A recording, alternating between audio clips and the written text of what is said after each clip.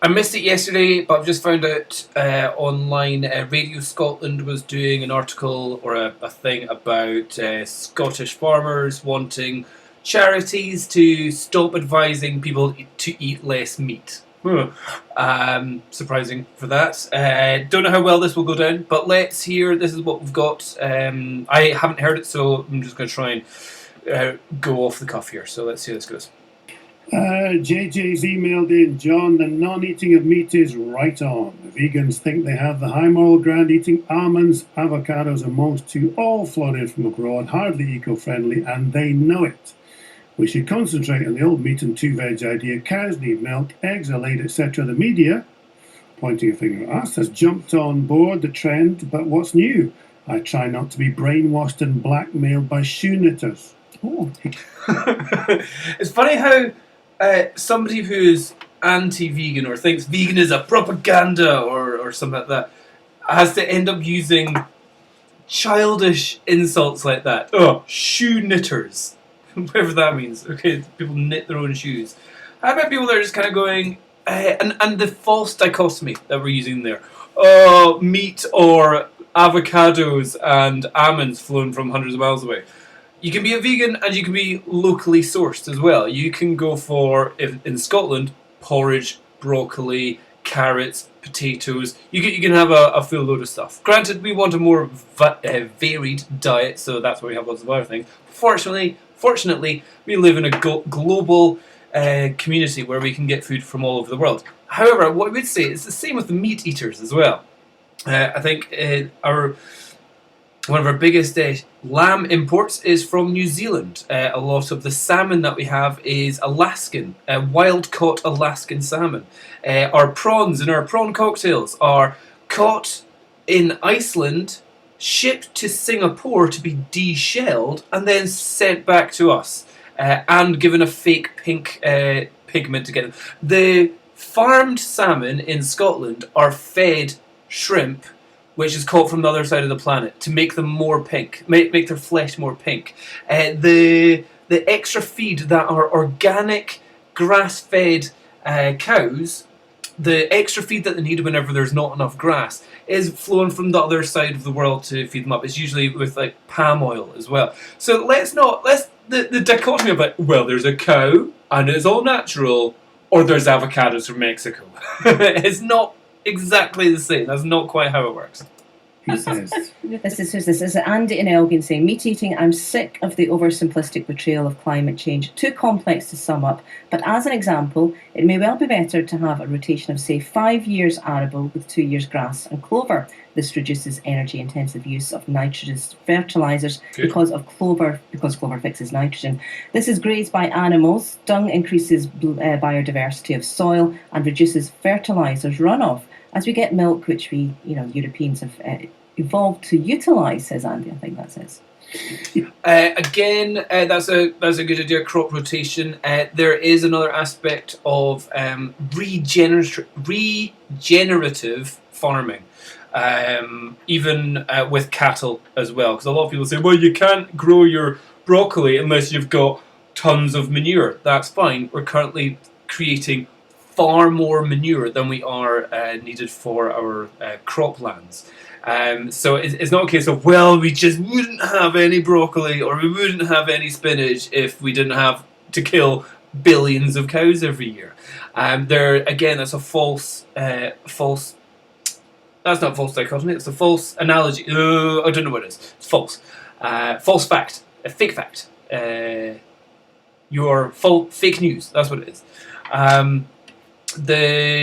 I think in chicken, there's a book that I've got somewhere talking about farming, just like the amount of chicken poop that's being used, which is high in stuff which is good for the fields. There's just so much chicken poop that's being created that they don't know what to do with it, and it's just running off in the seas, killing rivers and lakes and parts of the ocean as well. So again, it's not just like that idea of regenerative farming is fantastic, but it's not happening. So how do you support something that's not happening at the moment? Yeah, I've got two here, but we'll do this one from Mary Scott in Huntley, Ria, phoning in meat. I've got some comments. I don't buy much meat, but I get local venison from a farmer's market. It's very nutritious, low in fat, and in effect it's organic too because the deer graze in the wild. They've got a good life. They're humanely killed. The carbon impact of eating local venison is low. There's a national problem with far too many deer, and they are a major threat to wood. Again, that is something which I think we're told to believe in a lot of situations. However, there are also deer farms. Just outside Edinburgh, there's a deer farm which sells venison burgers as well. So it's not the idea of it's deer. You can't farm deer. They're just roaming around the hills, just eating wild plants, and they're all killed naturally. That's absolutely fine, isn't it? No, deer are farmed pretty much just like other animals as well. Not as intensively, I must admit, compared to other animals. But they are. They're in a pen. They're in a field, just much higher fences, and that's how most of our venison burgers are created. So again, maybe that woman's special burger that she's getting from somewhere. The only problem is probably a lot more expensive. So again, if you're talking about something which is applicable across the nation, from the rich to the poor, organic, free-range, wild-caught, humanely slaughtered venison, possibly not the most economically friendly for your average consumer. One of the main issues with meat, when it comes from and how it's produced, imported meat has a much higher carbon impact, she says. And Kath from Mollinsburn said, my son became a vegetarian on the 1st of December last year. It was a struggle for me to think of alternatives. Now we're all eating less meat and we're eating aubergines, lentils, chickpeas mainly. I'm still eating meat. He's sometimes getting manufactured junk food like corn burgers, as she calls it, or microwave tofu. Doesn't look healthy, but 2 months on, he's still alive. I can read more, but we'll get the weather. We've got some great texts coming, some from farmers, because my local butcher's struggling. He said so anyway. How do this? Yep. What's happening weather-wise? Okay, so we'll go, I'll just skip the weather bit here. Quite blustery showers to come. This is severe gale force with a lot of dry. Text in from Donald Ross, mixed farmer. He says, John, no other group of individuals, bar maybe the MPs, has been under such psychological pressure, coupled with poor weather, lone working, and the don't eat meat bandwagon is really hurting folks in rural Scotland. Guys and girls who've raised hundreds of thousands for cancer charities feel hurt.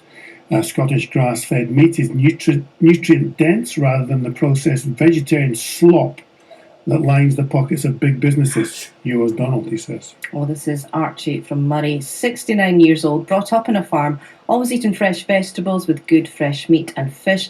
No burgers or processed meat products, like a pint, a cigarette, he says as well. 13 stone, always, no high blood pressure, low cholesterol.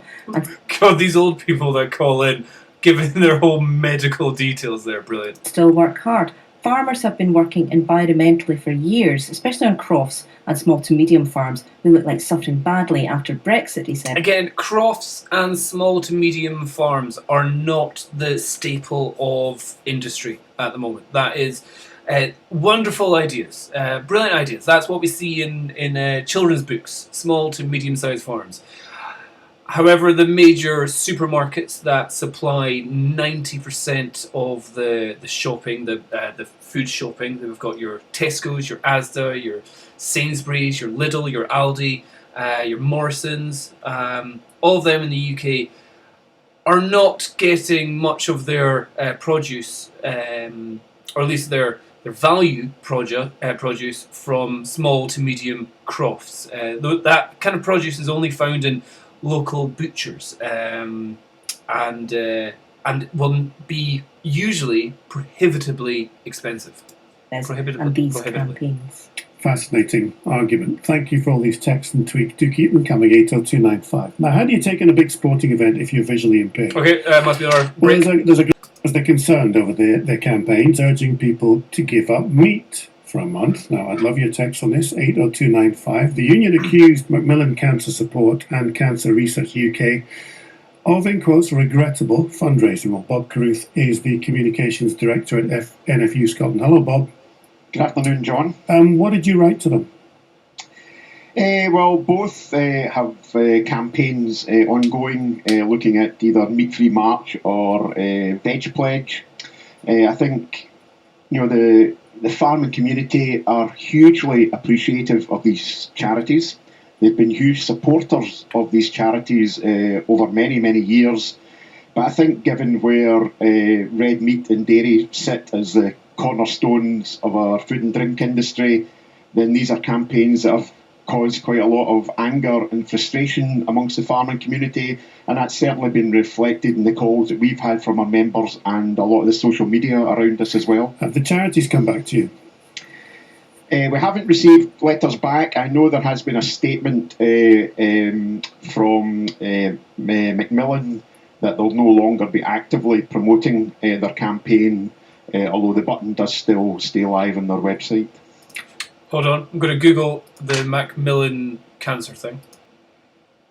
Now, Macmillan Cancer Support, on their website, they give advice about risk factors of cancer. And here, a great one about bowel and colon cancer.